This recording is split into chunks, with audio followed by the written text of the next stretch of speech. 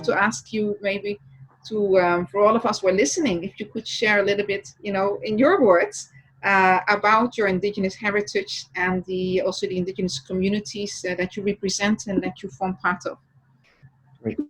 So I was born at Haskell Indian School. Haskell Indian School is in Lawrence, Kansas, where my mother and father were sent to school, as it was the policy of the United States government, the government of Canada, to take children from their families and put them into what they called residential schools or boarding schools. And of course, the whole purpose of those schools was to, as the words of those who constructed these schools, was to save the child and kill the Indian, or to, I think Duncan Campbell Scott said it probably the best. He said in the early 20s, he said, "Did I say Indian problem? There'll be no Indian problem in 2 decades because there'll be no more Indians." He was a longtime head of these residential schools. So I was born there. My mom and dad met there. My mom was 13, my father was 17, and they fell in love. But of course, in these boarding schools, they're very, very strict. So all you could do is kind of glance at each other. But 10 years later, my father went out, and in our tradition as Dakotas, when you want to marry someone, after you have made personal agreements, then there's a you might, I guess in Western terms, you call it a dowry, but you express the incredible love you have for your beloved by giving away, horses, many horses. So you send those over, so you might say, the family, and saying, so from our tradition, it's the man who is the caretaker. Therefore, we provide you might say, to ensure that who we marry has, shown respect and has and owns her own resources, so to speak, although they all belong to each other.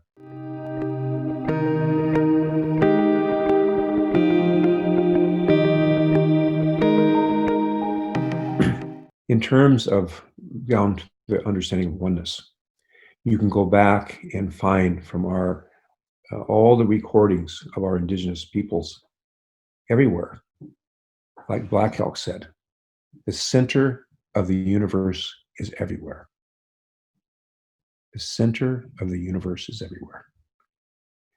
That the whole representation of what people have come to call the medicine wheel or the sacred circle, within that, there's so many dimensions. And I want to say too that when we come to things that have spiritual meaning, you have infinite meaning. That's the very nature of something being spiritual. It is unlimited. So there's many kind of perspectives that can be shared.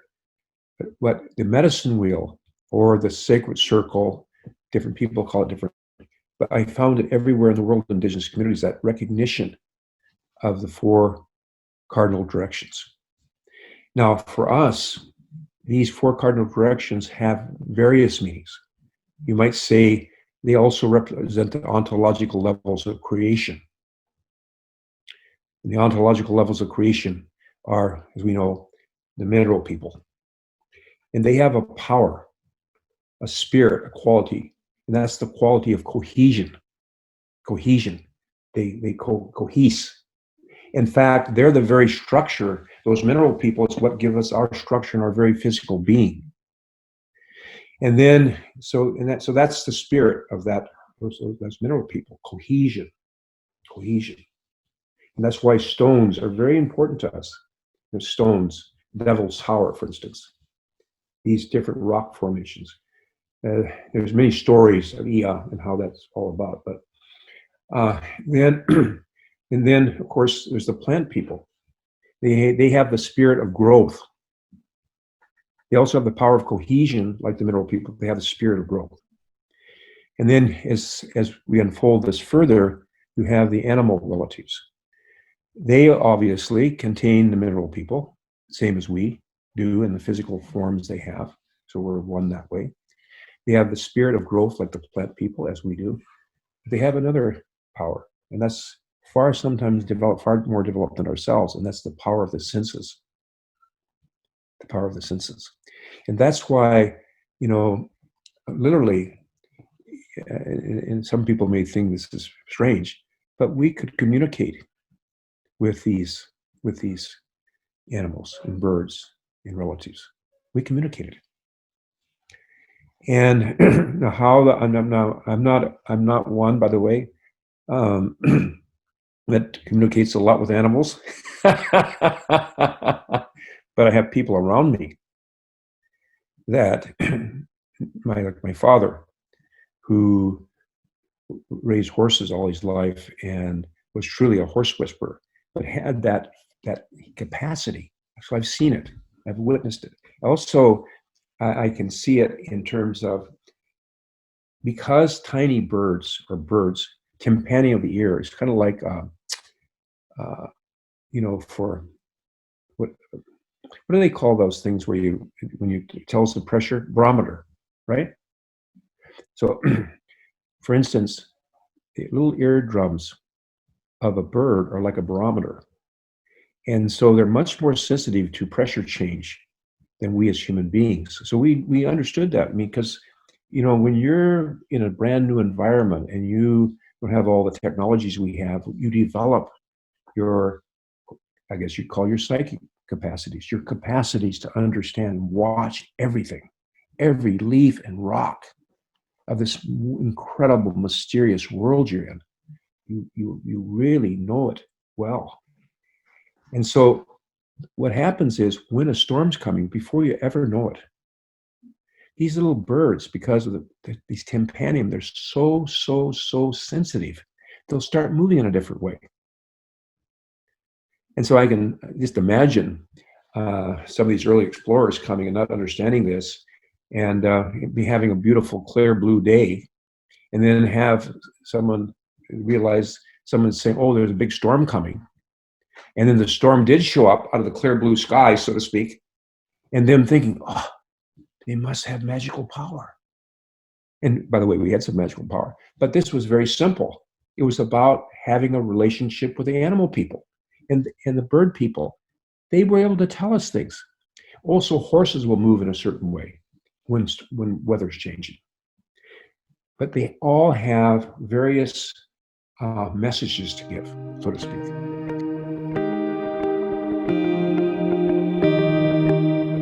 I was very intrigued by your observation that you communicate a lot with animals.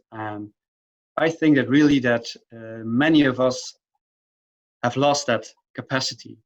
And the funny thing is that if you see scientific endeavors now trying to look at emotion of animals, trying to look at empathy in relation with animals. Personally, I did some work on the human-animal bond, so actually, especially pets, so cats and dogs. But their owners very much are bounded, and they feel their cat and dog in terms of their emotions. So it's a very funny thing that, in my opinion, probably we all have this capacity to connect to animals in a way or another. But we lost it, and now we are trying to get it back in a somewhat artificial way by science. So that's very interesting to hear you say that that capacity is still remaining in some people. So how do you think that we can reconnect? Because I think that's the key for our sustainable relationship into the future. Well, for one thing, I think it's pretty difficult to have a relationship with a relative when you're killing 71 billion of them every year and slaughtering them. I mean, in most inhumane ways, So, I can understand why people don't feel close to animals when they're doing that to animals. And we've just, my son, my wife's Buddhist, and she's really taught him. And he was out working yesterday, doing some work in our garden, and she wanted him to do a certain part of the garden, but there was a spider there, and he didn't want to hurt that spider. I mean, why should you hurt the spider? Of course, my wife said, "Well, don't worry, he'll build another nest." It's the beginning of the summer, so she's helped the spider over here. So, but you see, children naturally have this beautiful connection. And then, I remember as a little little boy going to see a chicken hatchery. That was a big thing for me. Seeing little tiny chickens. In fact, I brought some home. To raise chickens because I love the chickens so much. But then what happens is when you then need to prepare chickens to eat. And I don't know if you've ever been that personally done that. No, I didn't. Well, what you have to do is you take the chicken and you cut their head off. And then all of a sudden you let go of the chicken and the blood's spurting out and the chicken's running around. I mean, and people think it's funny. I mean, I remember, but you see, that was something that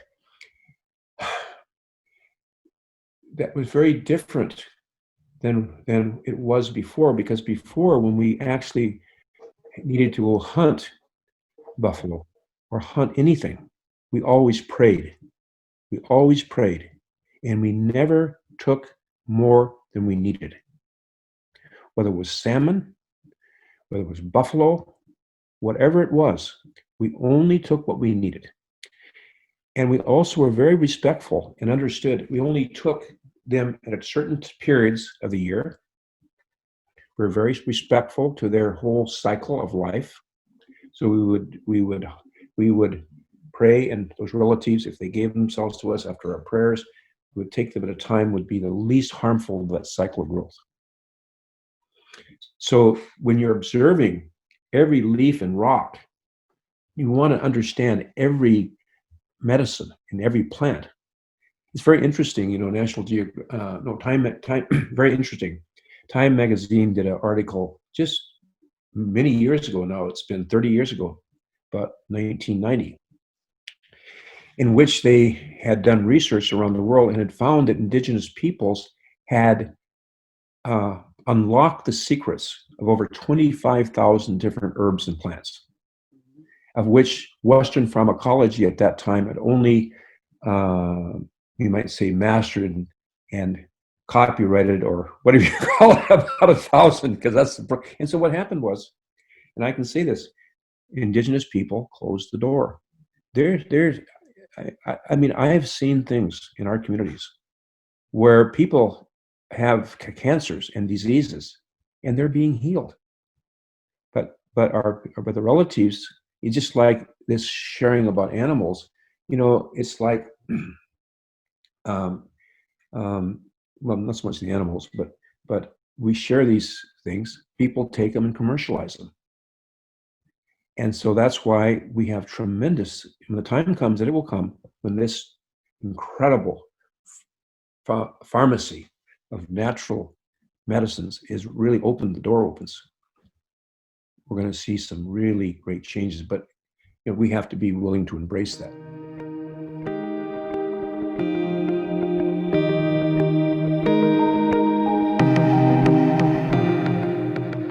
When it comes to educating the future generations, raising the children now, I found that when with the school of my sons, for example, many of these kids haven't had direct relationship with the animals. I think the cow is what they get on their plate to eat. I remember when I was a little girl and at school, and we were eating pork. I said to my parents, I want to know the whole cycle from when the little pork was born. And I will be there in the slaughterhouse. So when I was 9 years old, I forced myself to watch the entire process, because I felt at least then I'm going to be honest about what I'm eating. And it was very hard. In the way that nowadays children are raised, also in indigenous communities, what do you feel is the most important principles or practices for them to develop that understanding that we can carry with children is so important. In fact, I really believe the development of the heart is equally as important as the development of the mind. In fact, maybe a little bit more important, because the mind is simply, when it operates, an extension of what's in your heart. If your heart is full of love, your heart is full of wanting to see integration, your thinking will go that way. If your heart is angry and mean, exactly where your thoughts will go. So in a way, and not only that, the research shows that before we think, a split second beforehand, it first registers emotionally. So memories and emotionally encoded. So we have to assist your children to connect their to not to break that relationship they have with their animal relatives, not to break that relationship. And how we treat animals in front of children is exactly how they're going to learn how to respect animals. If you beat animals and you treat animals in a disrespectful manner, then of course children are going to see that. Now, I've been reflecting on the realization that if we look at our teeth, they weren't meant to eat animals. That's a fact. And I know some people will say, "Oh, wow, you're talking about the steak on my table, on my oh, you're talking about that big steak on my plate." But I'm saying is that what appears is our early relatives, as this thing began to unfold, were more vegetarians.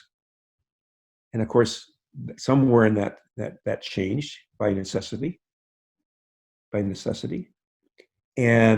But now we're to a place where we understand a lot more dietary information. And we're not in the same place as hunter and gatherers were in. We're now, as a global society, able to look at the whole picture. And that's why when I see this picture of 71 billion of our relatives who live on this Mother Earth, not in the water, just on the land, being slaughtered every year. And many are people love to eat exotic animals. So they have these big exotic things where and this is a strange thing. The fewer there are, the more they want to eat them and pay more money. It's just, you think about it. This is sick. Sick.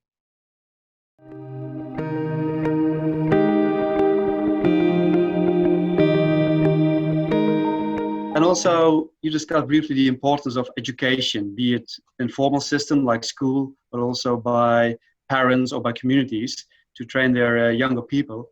And personally, I'm quite mixed in looking into the future. I'm really optimistic seeing a lot of the younger generation, also my students, having a very open attitude, still willing to learn a lot, and probably more related to nature and at least acknowledging the importance of that compared to older generations. So I think teaching is a very important thing to do. But still, I'm also mixed in the sense that we've seen now the corona pandemic that also has connections with how we deal with nature and how we eat animals. You mentioned the exotics. Well, that's probably one of the causes that people like to eat everything they come across. So that causes risks and that increases risk. So I'm very much curious well, we have the luxury that generations change, so we can have many test periods. But do we have time enough to reconnect again to our fellow living creatures and to nature in general to avoid things like climate change, biodiversity loss? Or what is your idea about that? How should we manage that? Are we already too late in the whole process? Our sacred prophecies are very clear about the process we're in. And that really how far we go before we really wake up as a human family is our choice. We can choose if we wish. If we've been given that freedom of choice. We can choose if we wish to continue this path, and what's going to happen is just going to deepen in crisis and destruction. Because if you don't change what you're doing and continue to do it, you get the same results. And these are the results, and they're not going to change with this paradigm we're in right now. At the same time,